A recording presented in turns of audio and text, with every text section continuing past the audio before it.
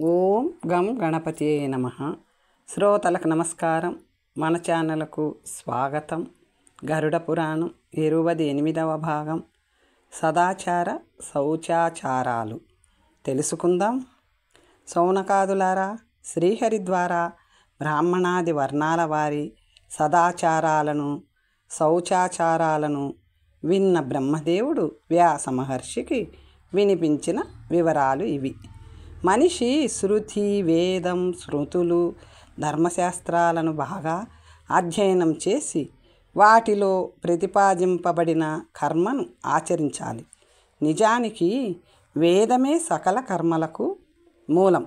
అయితే అందులో అర్థం కానివి చాలా ఉన్నాయని ఆనాటి మహర్షులు స్పష్టత కోసం ధర్మశాస్త్రాలను ప్రసాదించారు. కాలక్రమాన కొన్ని ధర్మ సందేహాలు వాటిపై కూడా కలిగాయి.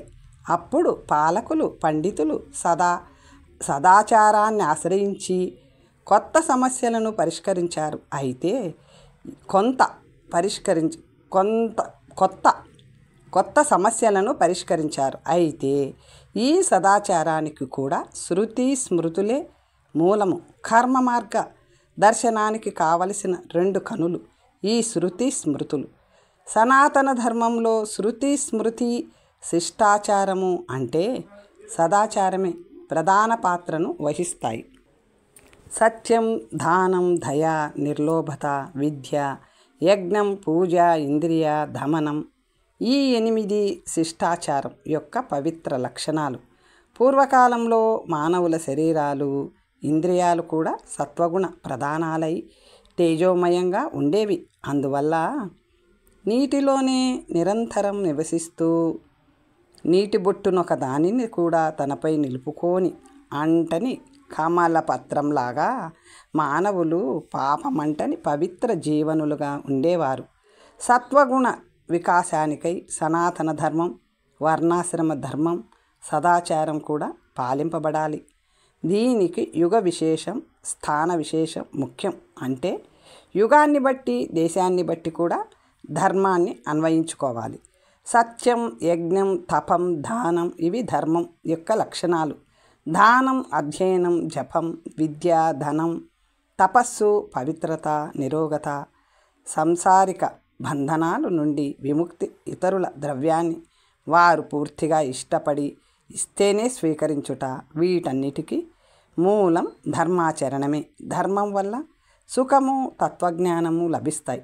తత్వజ్ఞానం వల్లనే మోక్షం ప్రాప్తిస్తుంది.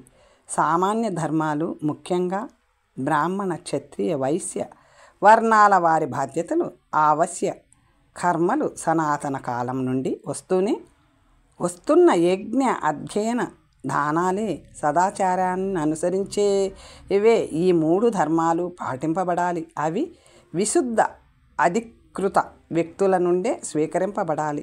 వర్ణాలకు చెప్పబడిన ధర్మాలే జీవికకు పనికి వచ్చే వృత్తులయ్యాయి. ముఖ్యంగా యజ్ఞం చేయడం, అధ్యయనం, దానం బ్రాహ్మణ వర్ణానికి ధర్మాలైనాయి.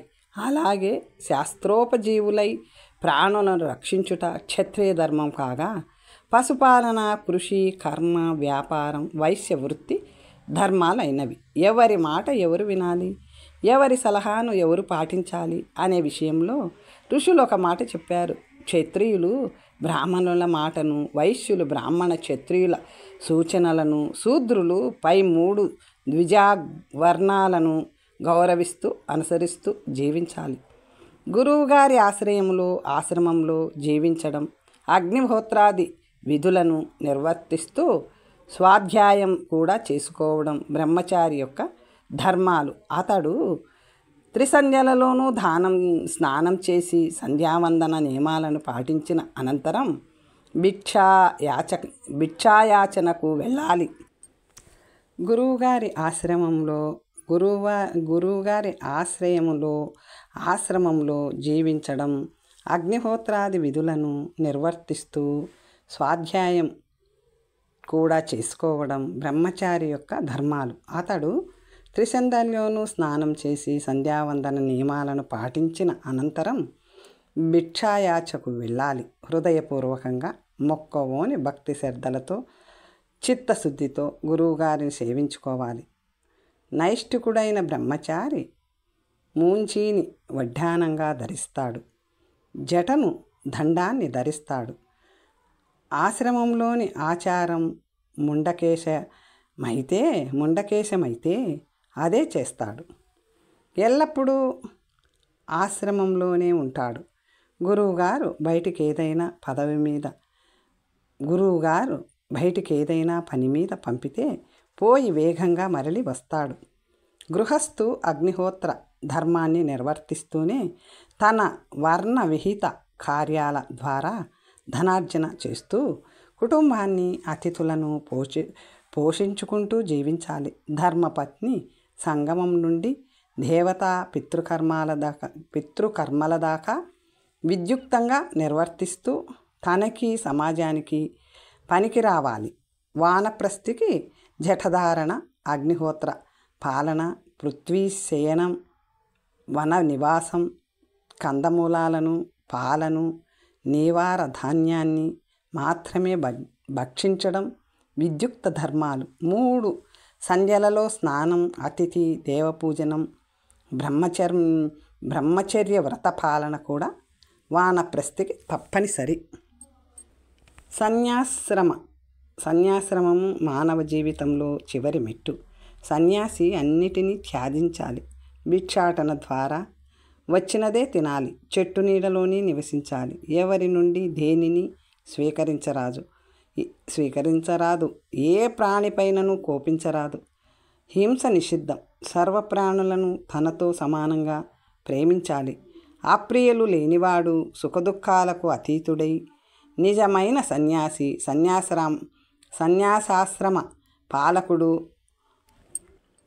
లోన బయట కూడా శుద్ధిగానే ఉండాలి. మాటలో సంయమనం, ఇంద్రియ నిగ్రహం, పరమాత్మ ధ్యానం, భావశుద్ధి సన్యాసాశ్రమంలోనున్న వాని ప్రధాన లక్షణాలు. అన్ని వర్ణాల వారికి అన్ని ఆశ్రమాలలోనూ అహింస, ప్రియ మరియు సత్యవచనాలు, పవిత్రత, క్షమ, దయ అనేవి సామాన్య ధర్మాలు. అవశ్యచరణీయాలు. శాస్త్రవిహితంగా తమ వర్ణాలకు చెందిన ధర్మాలను పాటిస్తూ జీవించేవారు దేహాంతంలో మోక్షప్రాప్తి నొందుతారు. సవనకాదులారా, ఇప్పుడు ఉత్తమ గృహస్థు దినచర్యను వినండి. అతడు బ్రాహ్మీ ముహూర్తంలోనే నిద్రను త్యాజించి ధర్మార్థాల విషయమై బాగా చింతించి ఆ రోజు పడవలసిన పాటు వేదోక్త కర్మ, దాని తాత్పర్య తత్వాదులను విచారించుకోవాలి. వెంటనే లేచి శౌచాధికాలను ముగించుకొని స్నానమాచరించి నిరాలసభావంతో సమాహిత చిత్తుడై సంధ్యోపాసన చేయాలి. శౌచానంతరం మట్టితో కాలు చేతులను శుభ్రపరచుకొనడానికి నీటి నుండి కానీ, దేవాలయ శ్మశాన అజ్ఞాదుల నుండి కానీ మట్టిని ఉపయోగించరాదు. మూత్ర విసర్జనానంతరం లింగంపై ఒకమారు, 2 చేతులపై 2 మార్లు మట్టిని పూసుకొని కడుక్కుంటే శుద్ధి అవుతుంది. మల విసర్జన చేసినప్పుడు గుదమును 2 మార్లు, ఎడమ చేతిని 10 పర్యాయములు, కుడి చేతిని కూడా 10 సార్లు, కాళ్ళను 5 విడతలు మట్టితో నీటితో శుద్ధి చేసుకోవాలి. పగటి వేళల్లోని శుద్ధి కార్యంలోని అర్ధభాగం రాత్రి వేళల్లో సరిపోతుంది. ఆరోగ్య కారణాల వల్ల కూర్చొని మలమూత్ర విసర్జన చేయలేని వారు కూడా శుద్ధి కార్యంలో సగం చేసుకుంటే చాలు. మనిషి శరీరంలో 12 మాలాలు లేదా మాలిన్యాలు ఉంటాయి. అవి వస, శుక్ర, రక్త, మజ్జ, ఎముక, గుజ్జుల, లార అంటే చొంగ, విష్ట, మూత్ర, కర్ణమల, గుమిలి, కఫ, అశ్రు నేత్రముల, పుసులు, స్వేదాలు. బాహ్యమని, అభ్యంతరికమని శుద్ధి 2 రకాలు. మట్టిలో నగు వానితో చేయబడినది బాహ్యమైతే, భావనల ద్వారా జరిగేది అంతరికం. శుద్ధిలోని ప్రముఖ అంగం ఆచమనం. దీనిని 3 మార్లు చేయాలి. తరువాత 2 సార్లు మామూలు నీటితో ముఖం కడుక్కొని బొటనవేలి మూలంతో ముఖాన్ని తోముకొని అరచేతితో 3 మార్లు ముఖాన్ని స్పృశించాలి. తరువాత బొటన చూపుడు వేళ్లతో ముక్కుని, బొటన అనామికలతో కనులని, చెవులని స్పృశించాలి. ఆపై బొటన చిటికెన వేళ్లతో బొడ్డును ముట్టుకొని మొత్తం అరచేతితో గుండెను నిమురుకోవాలి. తరువాత అన్ని వేళ్లతో తలని, వాటి కొనలతో 2 భుజాలను తాకాలి. ఈ స్పర్శల వలన ఫలమేమనగా ముమ్మారు నీటితో ఆచమనం చేయడం వల్ల ఋగ్యజు సామ వేదాలు ప్రసన్నమవుతాయి. ముఖ ప్రక్షాళనం ద్వారా అథర్వ వేదం, బ్రాహ్మణులు, బృహస్పతి ప్రసన్నులవుతారు. ముఖ భాగాన్ని స్పృశించడం వల్ల ఆకాశం, ముక్కు ద్వారా వాయువు, నేత్రం ద్వారా సూర్యుడు, చెవుల స్పర్శ ద్వారా అన్ని దిక్కులు సంతృప్తి చెందుతాయి. ముఖ నాసికాదులను యథావిధి స్పృశించడం వల్ల ఈ అంగాలలో ఇతిహాస, పురాణ, వేదాంగాలు అనగా శిక్ష, కల్ప, వ్యాకరణ, నిరుక్త, ఛంద, జ్యోతిష్యాలు ప్రతిష్ఠితాలవుతాయి. నాభిస్పర్శ ప్రాణగ్రంథిని, హృదయ స్పర్శ బ్రహ్మదేవుని ఆనందింపజేస్తాయి. మూర్ధస్పర్శ రుద్రుని, శిఖాస్పర్శ ఋషులని దగ్గర చేస్తాయి. 2 బాహువులని పూర్తిగా నిమరడం వల్ల యముడు, ఇంద్రుడు, వరుణుడు, కుబేరుడు, పృథ్వీ, అగ్నిదేవతం సాన్నిధ్యం లభిస్తుంది. చరణ, జలాభ్యుక్షణ, విష్ణు భగవానుని, ఇంద్రదేవుని అస్తజల ప్రోక్షణం విష్ణువు యొక్క అంశాలని దగ్గర చేస్తాయి. ధార్మిక విధానంలో నేలను నీటితో తడపడం వల్ల వాసుకి మున్నగు నాగులు ప్రసన్నులవుతారు. నీటి బిందువులు పడడం వల్ల భూత సమూహం తృప్తి నందుతుంది. అంగుళ్ళల్లో అంటే వ్రేళ్ల పర్వాలపై అగ్ని, సూర్య, వాయువు, చంద్రులు, పర్వత సమూహములు నివాసం చేస్తారు. ద్విజుని హస్తరేఖలలో గంగాది పవిత్ర నదులుంటాయి. హస్తతలంపై సర్వతీర్థాలు సోమునితో పాటు ఉంటాయి. అందుచేతనే వారు చెయ్యెత్తి దీవించిన, తలపై చేతిని ఉంచి ఆశీర్వదించిన చాలా మంచిది. ఉషోదయానికే ద్విజుడు లేచి శౌచక్రియను మొదలుపెట్టి వేయాలి. దంతధావనం చేసుకొని స్నానం చేయాలి. పాచిముఖమంతా అశుచి, అపవిత్రం మరి లేవు. దంతధావన చాలా ముఖ్యమే. అయినా అమావాస్య, షష్ఠి, నవమి, పాడ్యమి తిథుల్లోనూ ఆదివారం నాడు పుల్లలు లేకుండానే ఓషధీయుక్త జలాలను 12 మార్లు పుక్కిలించి ఉమ్మివేయడం ద్వారా నోటిని శుభ్రపరచుకోవాలి. స్నానం వల్ల దృష్టాదృష్ట ఫలాలెన్నో ఉన్నాయి. శుద్ధాత్ముడైన వ్యక్తి తొలి సంధ్యకల్లా స్నానం చేసి వేస్తే అతడు ఐహిక, పారలౌకిక సుఖాలనిచ్చే అన్ని క్రియలను చేయడానికి అధికారి అవుతాడు. అన్ని జపాలకి అర్హుడు అవుతాడు. ఈ శరీరం అత్యంత మాలిన్య భూయిష్టము. నవరంధ్రాలు అలా ఎంతో కొంత మాలిన్య పరుస్తూనే ఉంటాయి ఈ దేహాన్ని, అది జీవించి ఉన్నంతకాలం. అందుచేత శరీర శుద్ధికి, మనఃప్రశాంతతకి, రూప సౌభాగ్యాలకి ప్రాతస్నానం అత్యంత ఆవశ్యకం. పైగా ఇది శోక దుఃఖ వినాశకరం కూడా. కాబట్టి ప్రాతస్నానం మెక్కడ చేసినా గంగా స్నానంతో సమానమే. జ్యేష్ఠ శుక్ల దశమి హస్త నక్షత్రయుక్తమైతే ఆ తిథికి దానికి 10 విధ పాపాలను పోగొట్టే శక్తి ఉంటుంది.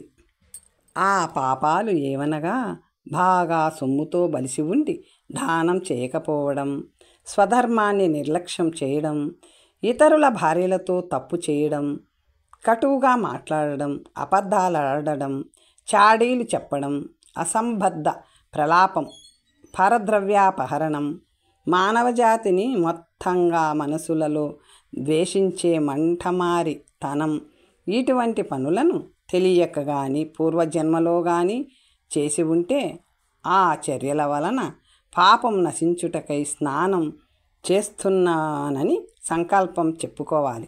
బ్రహ్మచారి సకృత్ స్నానాన్ని చేయాలి. ఇతరులు కొంత తడయవచ్చును. ఏ ద్విజుడైనా ఆచమనం చేసి నీటిలోనికి తీర్థాలను ఆవాహన కావించి అవ్యయ భగవానుడైన మహావిష్ణువును స్మరిస్తూ స్నానం చేయాలి. మందేహ నామకులైన రాక్షసులు 3 కోట్ల మంది ఉన్నారు. ఆ దురాత్ములు ఉదయిస్తున్న సూర్యుని మింగి వేయాలనుకుంటూ ఉంటారు.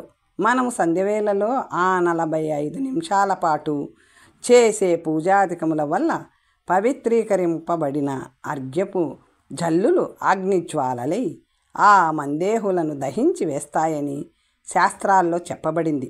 ద్విజులు సంధ్యాకాలం పూర్తి కాగానే యథాధికారం హవనం చేయాలి లేదా చేయించాలి. అయితే ఒకటి మాత్రం నిజం, స్వయంగా హవనం చేయడం వల్ల వచ్చే ఫలమే ఎక్కువ. శాస్త్రాలు చెప్పిన దాని ప్రకారమైతే ఋత్వికు పుత్రుడు, గురువు, సోదరుడు, మేనల్లుడు, అల్లుడు వీరిలో ఎవరైనా ఒక వ్యక్తి తరపున హవన కార్యాన్ని చేయవచ్చును. అది వ్యక్తి స్వయం హవనంతో సమానం. గార్హ ప్రత్యగ్ని బ్రహ్మస్వరూపం, దక్షిణాగ్ని శివస్వరూపం.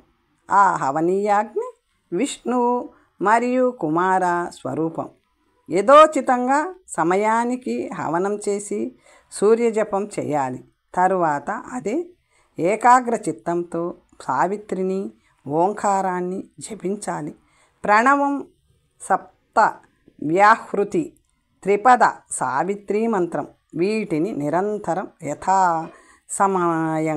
యథాసమయంగా నియత రూపంలో చేయువారు ఈ ప్రపంచంలో దేనికి భయపడక్కర్లేదు. ప్రాతకాలంలో నిత్య గాయత్రి జపాన్ని చేసే సాధకుడు పాపుల మధ్యనే జీవిస్తూ కూడా నీటిలోనే ఉంటూ అది అంటని కమలపత్రం వలె అనఘుడై ఉంటాడు.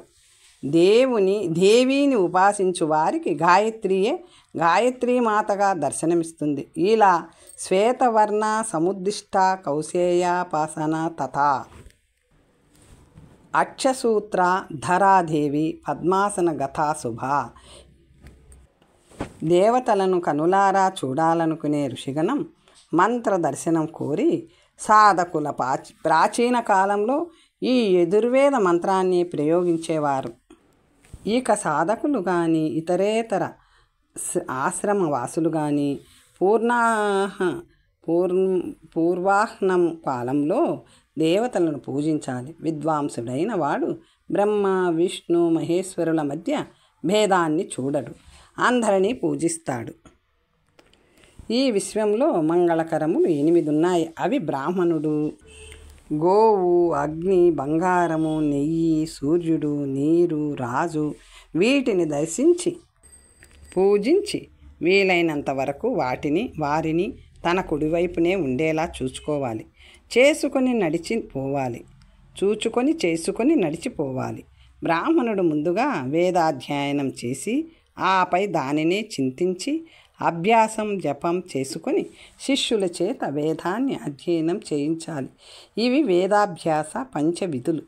అవసరమైన నిధులన్నిస్తూ వేదార్థాన్ని యజ్ఞ కర్మ ప్రతిపాదక శాస్త్రాలను, ధర్మశాస్త్రాలను పుస్తక రూపంలో తయారు చేయించిన వారికి వైదిక లోకం ప్రాప్తిస్తుంది.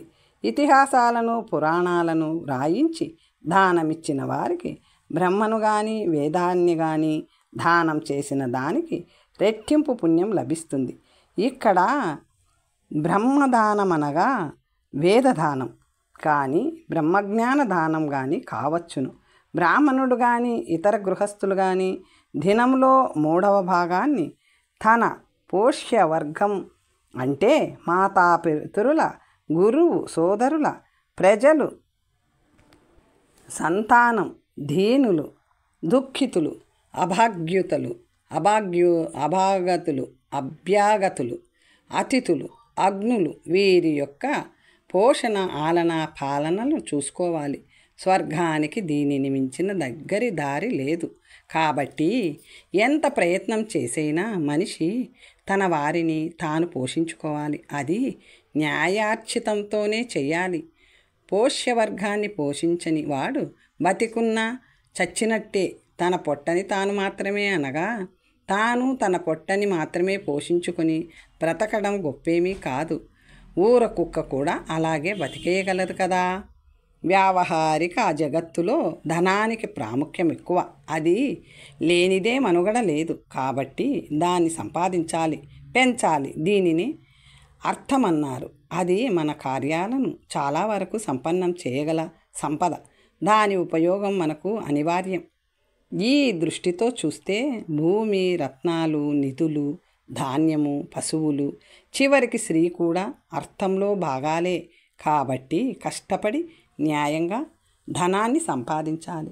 డబ్బు 3 విధాలు: శుక్ల, శబల. కృష్ణ అంటే తెలుపు, గలగలుపు, నలుపు. ఇది కాక సంక్రమించే ధనం పితృపితామహుల నుండి రావచ్చు. ఇతరులు ప్రేమ కొద్దీ ఇచ్చేసి పోవచ్చు. స్త్రీ ద్వారా రావచ్చు. ఇవి కాక బ్రాహ్మణునికి ధనం వచ్చే ఆధారాలు 3 ఉంటాయి. అవి యాజనం అంటే యజ్ఞం వల్ల, అధ్యాపనం పాఠం చెప్పడం వల్ల, విశుద్ధ ప్రతిగ్రహం సత్పాత్రులు చేసే దానం వల్ల. క్షత్రియులకు కూడా ధనప్రాప్తికి 3 మార్గాలుంటాయి. పన్ను ద్వారా 1, దండన ద్వారా 1. ఇది అపరాధ రుసుం వంటిది. విజయప్రాప్తి ద్వారా వేరొకటి. వైశ్యునికి పొలం ద్వారాను, పశుపోషణలోనూ, వ్యాపారం వల్లను ధర్మబద్ధంగా ధనం సమకూడుతుంది. శూద్రులు వీరికి సాయపడడం ద్వారా ధనార్జనను చేయాలి. అన్ని వర్ణాల వారు వడ్డీ వ్యాపారం ద్వారా జీవితాన్ని గడపవచ్చునని ఋషులు నిర్ణయించారు. అయితే బ్రాహ్మణులు, క్షత్రియులు మాత్రం ఆపత్కాలంలోనే ఈ పద్ధతిని ఆశ్రయించాలి. వారు కాలం కలిసిరానప్పుడు వ్యవసాయం కూడా చేయవచ్చును. విదేశాలకు పోయి ధనాన్ని సంపాదించుకునే అవకాశం వైశ్యులకి మాత్రమే ఇయ్యబడింది. శాస్త్ర సమ్మతంగా ఆర్జించిన సొమ్ములో కొంత అంశమును లాభాంశమని దీనినే అంటారు. వెచ్చించి ప్రతి మనిషి పితృగణాలను, దేవగణాలను, బ్రాహ్మణులను పూజించాలి. దానివల్ల తెలియక చేసిన పాపాలు నశించవచ్చు. వడ్డీ వ్యాపారం ద్వారా వచ్చే ధనంలో 20వ వంతుని, పశువర్ణాదుల ద్వారా వచ్చే దానిలో 100వ వంతుని రాజుకిచ్చేయాలి. మిగిలిన దానిలో 4వ వంతుని పెట్టి నిత్యావసర వస్తువులను కొనుక్కోగా మిగిలిన దానిలో సగభాగాన్ని తన భరణ పోషణలకు, నిత్య నైమిత్తిక కార్యాలకు వినియోగించాలి.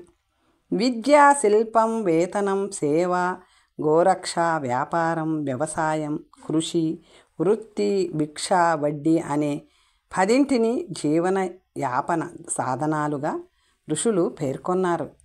బ్రాహ్మణులు శ్రేష్టమైన ధనంగా భావించవలసినది ప్రచుర జలరాశిచే పరిపూర్ణమైనదిని, కూరలను, మట్టిని.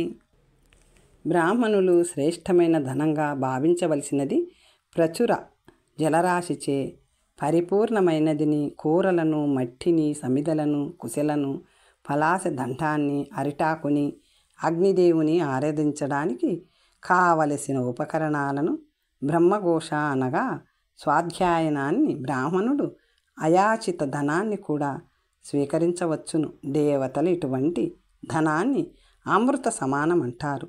ఎవరి నుండైనా ధనాన్ని స్వీకరించవచ్చు. అది గురువు ధనాన్ని పెంచడానికో, దేవతలను, అతిథులను పూజించడానికే వాడబడే మాటైతే, అలాగే దొంగ నుండి, శీల విహీనుని నుండి కూడా దానాన్ని గ్రహించవచ్చు. అయితే ప్రాయశ్చిత్తం చేసుకోవాలి. రోజులోని 4వ భాగంలో మట్టి, నువ్వులు, పువ్వులు, కుశాది సామాగ్రిని తెచ్చి వాడుతూ ప్రకృతి సిద్ధమైన జలాలలో స్నానం చేస్తే ఈ దోషానికి శుద్ధి, ప్రాయశ్చిత్తము అవుతాయి. స్నానం 8 ప్రకారాలుగా ఉంటుంది.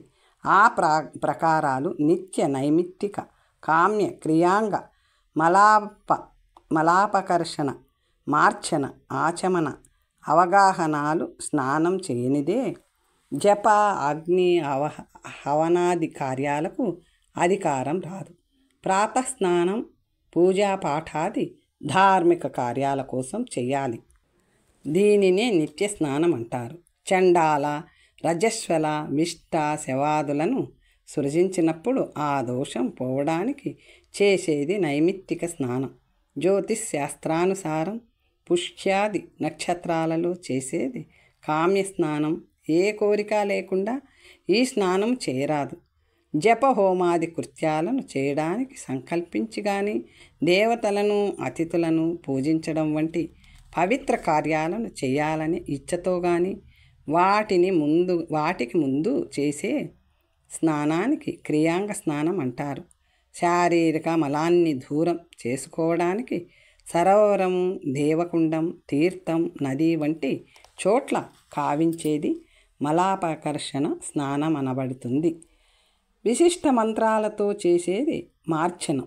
జలాశయంలోకి దూకి వీలైనంతసేపు మంత్రం జపిస్తూ చేసే స్నానం అవగాహన స్నానం.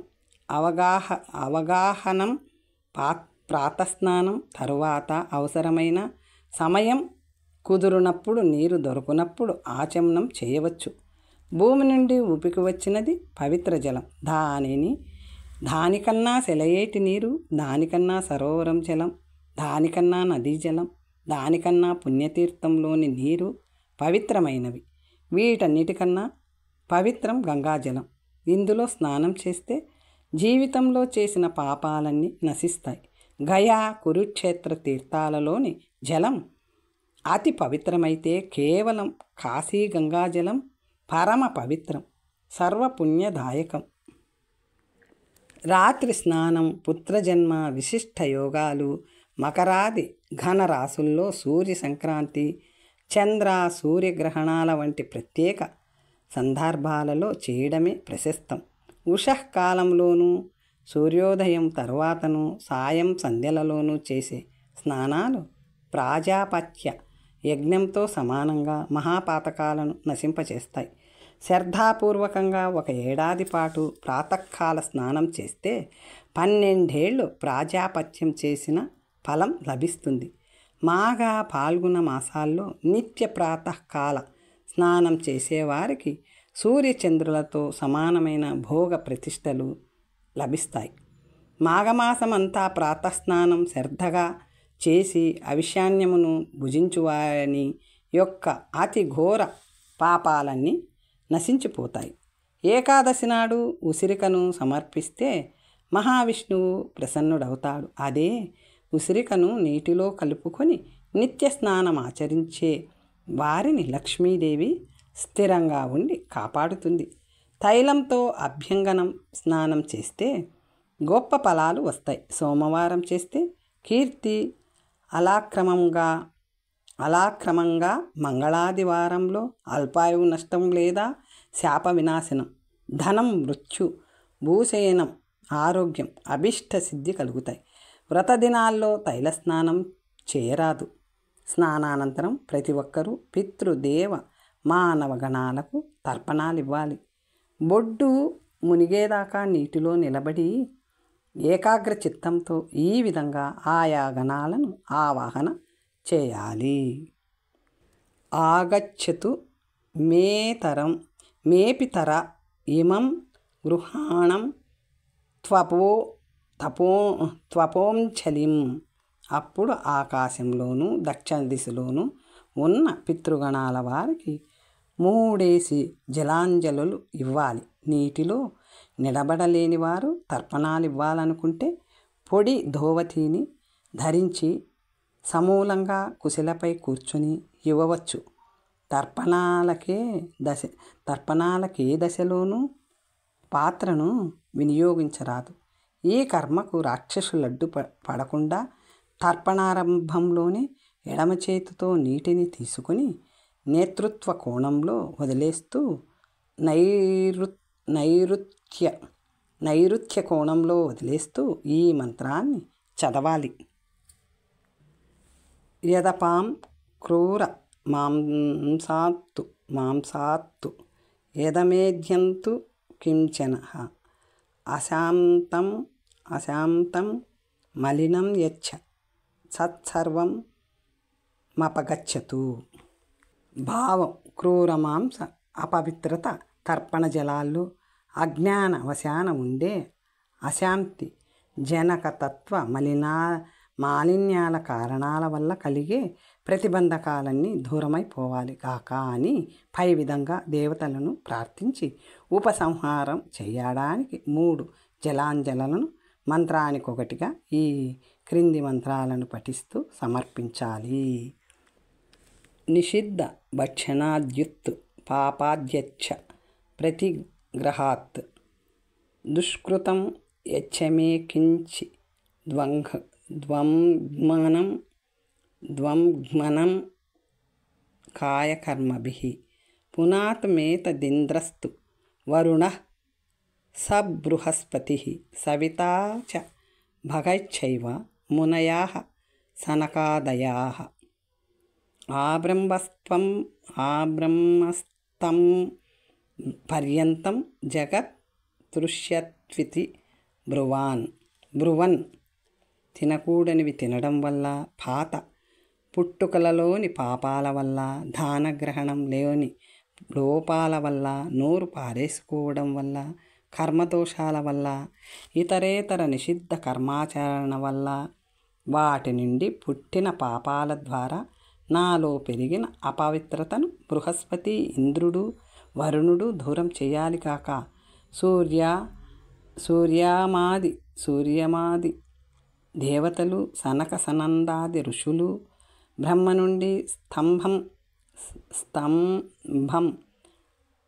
నుండి స్తంభం కీటకాలు, సూక్ష్మజీవులు, గడ్డి దాకా గల సమస్త జీవకోటి నా ఈ తర్పణాల వల్ల తృప్తి చెందాలిగాక అని ప్రార్థించాలి.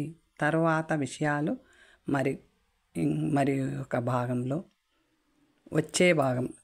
విషయాలు వచ్చే భాగంలో తెలుసుకుందాం.